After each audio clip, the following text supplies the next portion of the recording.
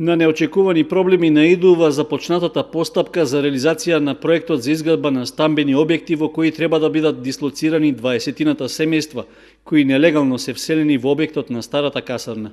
Такво објаснување даде градоначалникот Николчо Илиев, образложувајќи дека во изминатиот период имало реакција од група граѓани од населбата Трајаново Трло, кои се противиле на одлуката објектите за жителите од касарната да се градат во нивна близина. На средбата со членовите на Советот, кои имаа обука за урбанистичкото планирање, тој истакна оти бара мислење како понатаму да тече целата постапка. Имаме одредена реакција и тоа на жители кои се оддалечени можеби 2 километра од локацијата каде што треба да бидат сместени. Јас разговарав во неколку наврати со жителите, спремен сум и да ги продолжам тие разговори се со цел да најдеме соодветно решение, бидејќи навистина овој проблем го мачи кочани.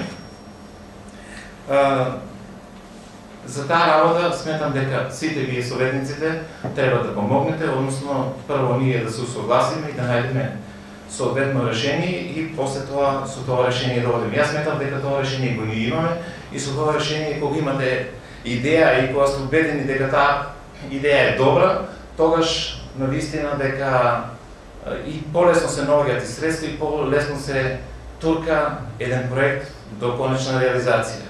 Градоначалникот Илиев нагласи дека општината е навлезена многу длабоко во постапката за дислоцирање на жителите од старата касарна, посебно со фактот што во тек е постапката за изработка на изведбен проект за стамбените објекти во кои овие граѓани би се преселиле.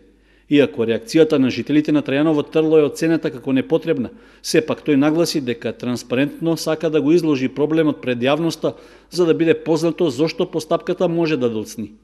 Според градоначалникот Илиев, решавањето на проблемот со жителите од старата касарна е дел од прашањата за локалната самоуправа на Кочани во делот на спроведувањето на владењето на правото.